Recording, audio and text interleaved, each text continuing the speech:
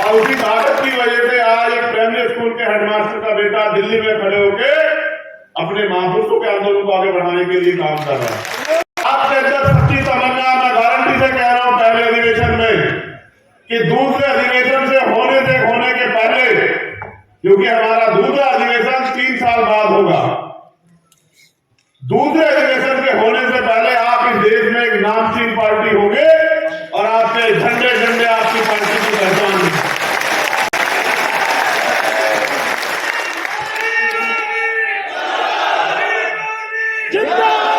बस जरूरत है जितना दम आप इस नारों के साथ लगाते हैं उतने दम से आप जमीन पे जाके काम नहीं करो।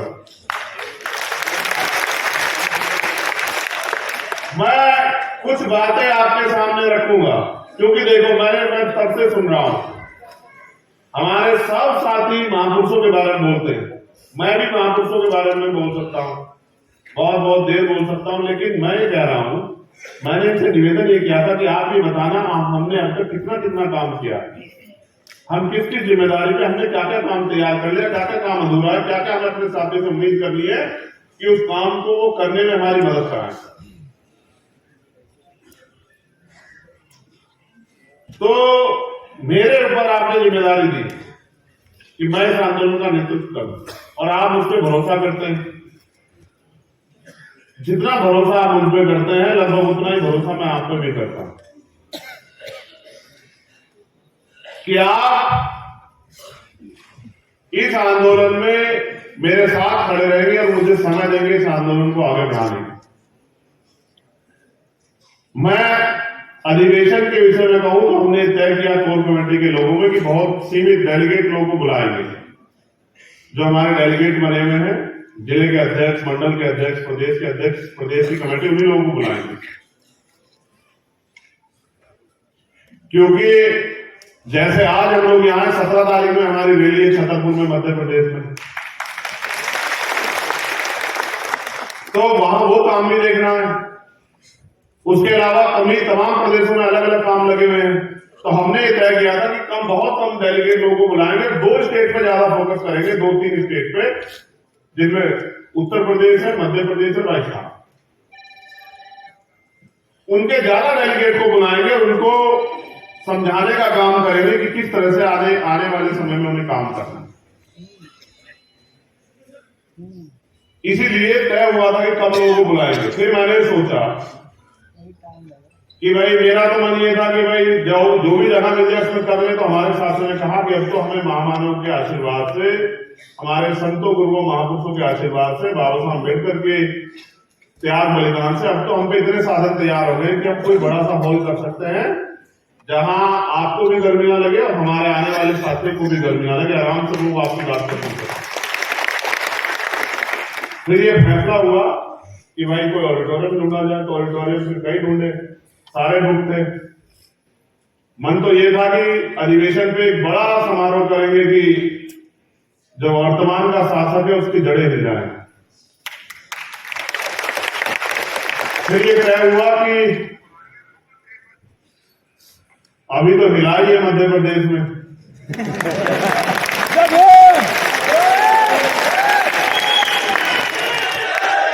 तो 1-2 महीने के बाद हिला लेंगे।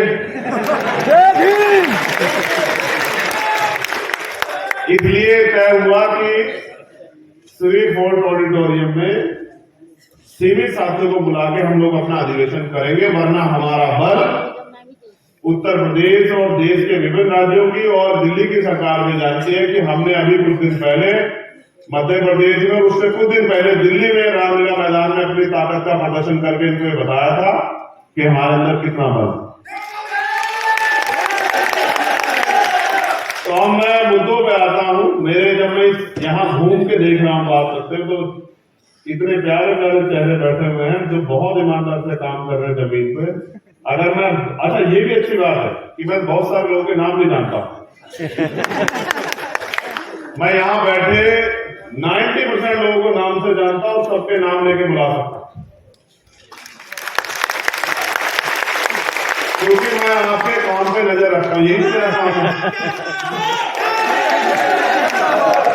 देखो अब आप नारेबाजी मत करना, जय जयकार मत करना, मेरी बात को गौर से सुनना, ठीक है?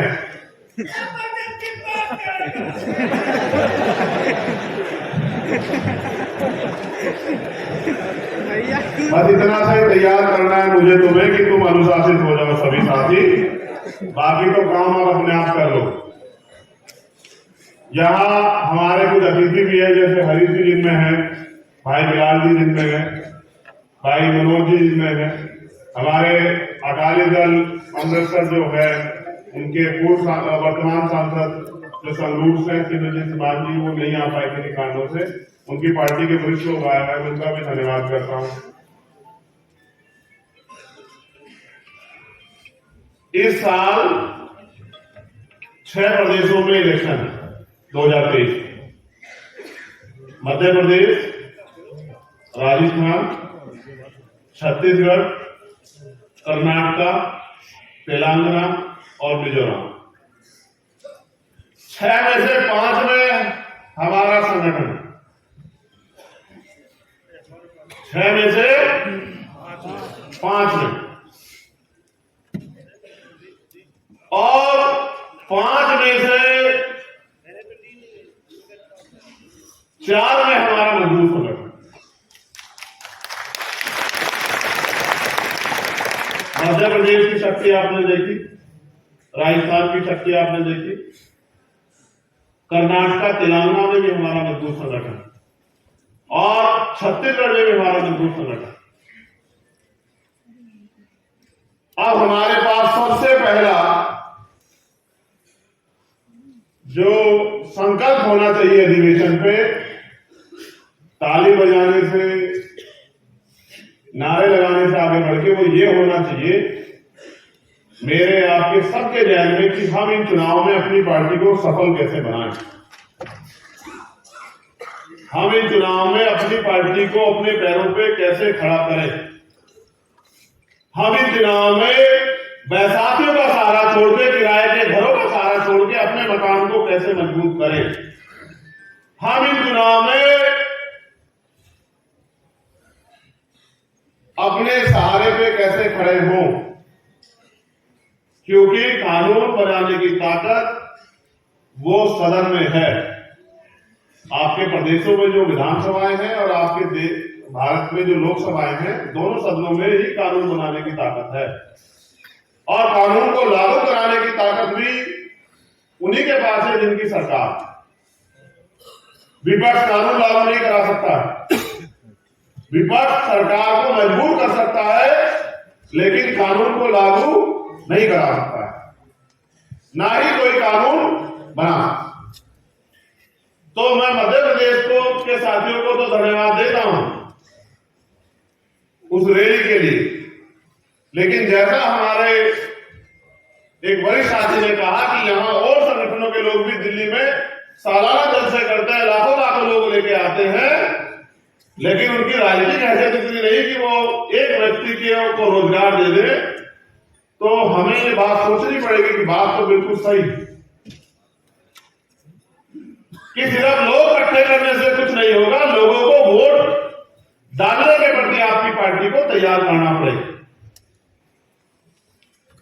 और इसके लिए बेसिक ये है कि जो हमारे वहां उन प्रदेशों में पार्टी के प्रभारी हैं, जो हमारे मिशन 78 के प्रभारी हैं, मिशन 78 के लोग हैं, उनको, कार्यकर्ता को इस लड़ाई को लड़ने के लिए इस मैदान, जो सजा हुआ मैदान है, उसके लिए तैयार करना पड़ेगा। दुश्मन का मुकाबला हमें अपने छोटे छोटे साधनों से करना पड़ेगा। उनकी मनी माफिया मीडिया का मुकाबला, उनके अखबार का, उनके टेलीविजन का, उनके विज्ञापन का, सत्ता में बैठ के जो प्रलोभन वो देंगे, झूठे वादा करेंगे, उनका मुकाबला हमें अपने माउस मीडिया से करना पड़ेगा। या फिर बहुजन मीडिया के साथियों का धन्यवाद कि वो हमारे आवाज को उठाते रहते हैं। आपको अपनी क्षमता बढ़ानी पड़ेगी, आपको इस चैलेंज को स्वीकार करना पड़ेगा, और आपको जमीन पे जाके काम करना पड़ेगा, आपको भाईचारा बनाना पड़ेगा, आपको लोगों को जिम्मेदारी देनी पड़ेगी, आपको अपने संगठन को बहुजन बनाना पड़ेगा। जैसे जब मैं यहां आया, हम एक ही समाज के, दलित समाज के लोग सबसे आगे बैठे हुए थे।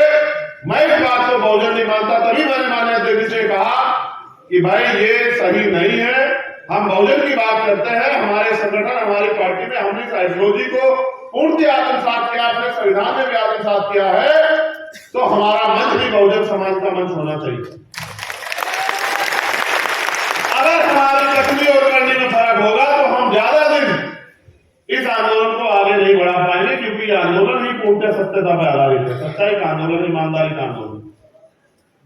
इसलिए तत्काल मैंने इनसे कहा कि चलो, हमारे सभी साथी इतने तैयार नहीं है, उनको जानकारी भी नहीं थी, तो हमें अगर क्या तो हम सब लोग नीचे बैठेंगे या फिर जितने सीनियर साथी हैं हम प्रयास करेंगे ज्यादा से ज्यादा लोगों को अपने साथ बिठाने की।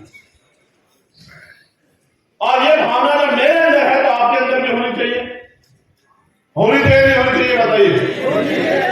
जब ये भावना आपके अंदर होगी और आप जमीन पे इस तरह के विचार के साथ काम करोगे और मोहरे बनने की बजाय जो दुश्मन मोहरे बनाना चाहता है हमारे बहुजन समाज के लोग आपस में टकराव करा, जो हमारी एकता को तोड़ना चाहता है, उनके मोहरे ना बनके दुश्मन की मदद ना करके अपनी छोटी छोटी बातों को वहीं निपटा के और भाईचारा पैदा करना पड़ेगा, विश्वास मजबूत करना पड़ेगा कि हमारे जो रिश्ते हैं वो सच्चे रिश्ते हैं और हम लोग दिल से इस आंदोलन को कामयाब करना चाहते हैं।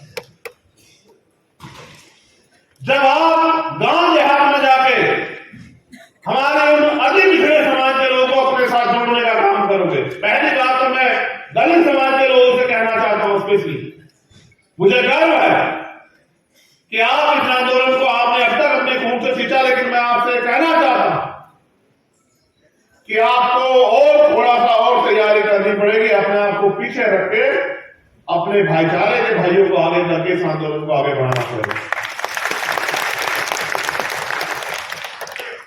क्योंकि दुश्मन बड़ा चालाक है, दुश्मन हमारे लोगों को वो विधायक भी बना रहा है, एमपी भी बना रहा है और उनके हाथ में पावर नहीं दे रहा है, उनको व्यक्तिगत तनख्वाह देने लायक बना के उनसे उनके समाज का चेहरा बना के उनकी वोट को लूटने का काम कर रहा है।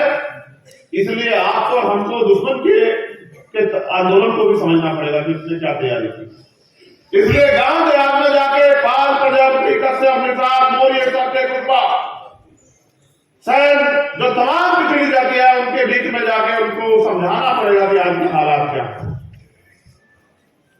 वो बार बार हमारी ताकत को, हमारे आंदोलन को कमजोर करने के लिए हमारे ऊपर झूठे आरोप लगाएगा, हमें धर्म विरोधी, राष्ट्र विरोधी, तमाम तरह की बातों से लोगों को गुमराह करने का काम करेगा। हम चाहते क्या है देश में, इस बात को पहुंचाने के लिए आपको उनके बीच में जाना पड़ेगा और आपको उन्हें बताना पड़ेगा कि आप ये सोचो कि मैं अभी मध्य प्रदेश गया था, आजादी के 75 साल के बावजूद भी भाई किशन लाल बागी यादव के घर अगर कच्चा मकान है, उसके समाज पे आस पड़ोस में कच्चा मकान है, तो आज भी इस देश में तमाम सरकारें रही, उन्होंने हमें इंसान भी नहीं समझा और उन्होंने ये भी नहीं समझा कि ये पक्के मकान में रहने लायक। इसलिए हमें जमीनी तौर पे अपने आंदोलन को तैयार करना पड़ेगा और आपस में ना लड़के भाईचारा बना के बहुजन समाज के लोगों में एक दूसरे के सुख दुख की लड़ाई लड़नी पड़ेगी और ये समझना पड़ेगा हर घटना के पीछे दुश्मन की कोई ना कोई साजिश हो सकती है, तो जल्दबाजी ना करके घटना की तह पे जाना पड़ेगा। अगर बिना घटना की तह पे जाएंगे तो प्रथम दृष्टया बहुत बड़ा झगड़ा रहेगा और जाके जमीन पे देखेंगे तो पता लग जाएगा कि दुश्मन ने साजिश करके हमारे लोगों को भिड़ाने काम किया है। और हम बुद्धिजीवी तभी है जब हम उस दुश्मन की साजिश को समझ के खबरदार होकर अपने लोगों को तैयार करें।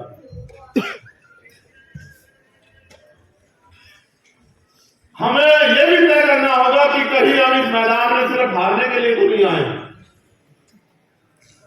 मैंने तो ये तय किया है व्यक्तिगत रूप से, आपका अग्रणी होने के नाते, नेतृत्व होने के नाते, कि मैं तो अपने मन में रोज ये तय करता हूं कि हमें ताकतवर बनना है, ताकतवर बनना। क्या आप अपने मन में इस सवाल को कभी उठाते हैं कि हमें ताकतवर बनना है? कितने लोग उठाते, जरा हाथ उठा के बताना। एक बाबर को छोड़ के इसको सब लोग मानते हैं, बाकी सब लोग ये सवाल करते हैं कि हमें ताकतवर बनना है, क्योंकि बिना ताकतवर बने हम लोग इस देश में अपने स्वाभिमान, सम्मान और उससे भी बड़ा हम अपने वजूद को भी नहीं बचा पाए। आज क्या हालात है मुल्क में, मैं उस पर चर्चा करूंगा आपसे। हम उत्तर प्रदेश के लोगों से भी मैं स्पेशली कह रहा हूं, राजस्थान के लोगों से कह रहा हूं, मध्य प्रदेश के लोगों से कह रहा हूं, क्योंकि वहां हमारा नैतिक आंदोलन जमीन पे बड़ा ताकतवर हो रहा है। हम विपक्ष हैं, विपक्ष का काम है कि सरकार ने जो वादे करके वो सरकार में आई थी, उन वादों को विपक्ष होते हुए हमें उनसे पूरा करवाना है। इसलिए हर महीने पे कोई ना कोई आंदोलन जो है जिला स्तर पे करते रहते हैं। इसलिए हमें अपने आंदोलनों की संख्या बढ़ानी पड़ेगी, मुद्दों की संख्या बढ़ानी पड़ेगी। सरकार को देखना पड़ेगा कि सरकार ने क्या क्या वादे किए थे, क्या क्या उन्होंने पूरे किए हैं, और इस झूठ को भी, जो झूठ फैलाकर उन्होंने हमारे लोग वोट में काम किया है, उस झूठ को भी समाज के बीच जाके बेनकाब करना पड़ेगा। हमें समाज के बीच जाके छोटी छोटी मीटिंग करके जो बड़े बड़े नेता हैं हमारे, उनको भी मैदान में उतर के लोगों को समझाना पड़ेगा, क्योंकि ये आंदोलन सब जहां से तैयार हो सकता है। देखो, दुश्मन पैसे भी देता है, दुश्मन साधन भी देता है, दुश्मन सब कुछ करता है। क्या यहां आया कोई व्यक्ति को किसने पैसा दिया है? हाँ, हम पैसा भी अपना खर्च करते हैं, समय भी अपना खर्च करते हैं, ऊर्जा भी अपनी लगाते हैं, तन मन धन को भी अपने निछावर करने को तैयार है महापुरुषों के आंदोलन के लिए। तो हम यहाँ हारने के लिए नहीं आए, हमें इस आंदोलन को कामयाब करना, इस बात का भी ध्यान हम लोग को रखना। मैंने उत्तर प्रदेश में एक प्रेस वार्ता करके 5 मुद्दों पे आपका ध्यान आकर्षित किया है। फिर मैंने एक सवाल जाके पूछा उत्तर प्रदेश के लोगों से कि भाई वो 5 मुद्दे आपको पता है? तो मैंने ये नोटिस किया कि हमारे सभी नेताओं को वो 5 मुद्दे नहीं पता। ये सिर्फ मुद्दे नहीं है, ये हमारा चुनावी एजेंडा है। इसी चुनावी एजेंडे के साथ अगले चुनाव में हम लोग जाएंगे उत्तर प्रदेश के अंदर। मैं बधाई देता हूं उत्तर प्रदेश के साथियों को कि उन्होंने मजबूत संगठन जमीन पर तैयार किया है, और अभी जैसे जैसे समय नजदीक आएगा भविष्य के चुनाव का, तब तक हमारा संगठन और मजबूत हो जाएगा। वो 5 मुद्दे भी आपको, आप सब लोगों को, पूरे देश में रहने वाले लोगों से जुड़े हुए मुद्दे, उनका भी आपको ध्यान रखना चाहिए, क्योंकि हमारी समस्या राष्ट्रव्यापी है। हमें आंदोलन को राष्ट्रव्यापी बनाना है, तो हर चीज पे मेरे द्वारा कही गई हर चीज पे आपकी नजर होनी चाहिए। और अगर आप ये सोचते हैं कि भाई तो नहीं देख रहे, मैं इसके खिलाफ काम करूं, तो ये अच्छी बात नहीं है। भाई मैं अपनी बात को आप तक पहुंचाऊं, इसके लिए मेरे पास एक ही जरिया, क्या तो मैं बहुजन मीडिया के लोग मेरी बात को आपको सुना देते हैं, या फिर मंच से मैं अपनी बात को बोल देता हूं। टीवी वाले, अखबार वाले तो वही दिखाएंगे जो उनको दिखाना है। वो हमारी सारी बात को तो नहीं दिखा सकते, क्योंकि हम उनको जो उनको जरूरत है वो नहीं देते। इसलिए आपको ही समाज के बीच में जाके मेरे द्वारा, पार्टी के द्वारा, संगठन के द्वारा, हमारे लीडरशिप के द्वारा जो काम किया जा रहा है, जो करने की इच्छा है, उसको बताना पड़ेगा, तभी समाज के अंदर जागृति पैदा हो। जैसे हमने मांग की और उसका निष्कर्ष भी आ गया। देखिए, आज मैं आपको चर्चा करूंगा। हमने वहां ये मांग की थी जब हमने प्रेस कॉन्फ्रेंस की कि भारत में मंडल कमीशन के बाद 49.5% पे सुप्रीम कोर्ट ने कहा कि आरक्षण की यही सीमा हो सकती है, इससे ऊपर नहीं हो सकती। लेकिन फिर 2019 के चुनाव से पहले, लोकसभा के चुनाव से पहले, सरकार ने तत्काल ईडब्ल्यूएस पास करा दिया। और ईडब्ल्यूएस भारतीय संविधान की हत्या थी, क्योंकि भारतीय संविधान में आरक्षण प्रतिशत का जो पैमाना तय किया है वो आर्थिक आधार पर कभी नहीं हो सकता। हमारे नेताओं ने अपने वोट बैंक के चक्कर में अपने ईमान को गिरवी रख के उसका समर्थन किया। उसका परिणाम ये हुआ, जबकि वो संवैधानिक था, लेकिन जब वो बात सुप्रीम कोर्ट में गई, हमारे लोगों को उम्मीद थी कि सुप्रीम कोर्ट से न्याय मिलेगा, लेकिन जिस तरह से भारत की न्याय व्यवस्था आज है और उसमें कोलोनियल सिस्टम है, उसकी वजह से पिछड़े दलित, आदिवासी, अल्पसंख्यक समाज के लोगों का वहां प्रतिनिधित्व नहीं है, चंद परिवारों का कब्जा है। उसके कारण जो ईडब्ल्यूएस उन्होंने संवैधानिक उसको जो है कर दिया, और भारत में आरक्षण की सीमा 49.5% से बढ़ के 59.5% हो गई। अब जो नए विज्ञापन आते हैं, आप देखना 2 साल में ईडब्ल्यूएस का कोटा अगर 100 भर्ती आ रही तो 70 का आ रहा है, और जो इतने लंबे समय का बैकलॉग है उसमें दलित पिछड़ों के बच्चों का कोटा वो 2-2 4-4 सीटों का आ रहा है। इसलिए हमने मांग की कि अब तो आपने आरक्षण की सीमा खत्म कर दी है, जो बैरियर आपने लगाया था 49.5% का, अब जिसकी इतनी संख्या भारी उसकी इतनी हिस्सेदारी, अब आपको देश में सबके लिए संख्या के आधार पर आरक्षण की व्यवस्था करनी चाहिए।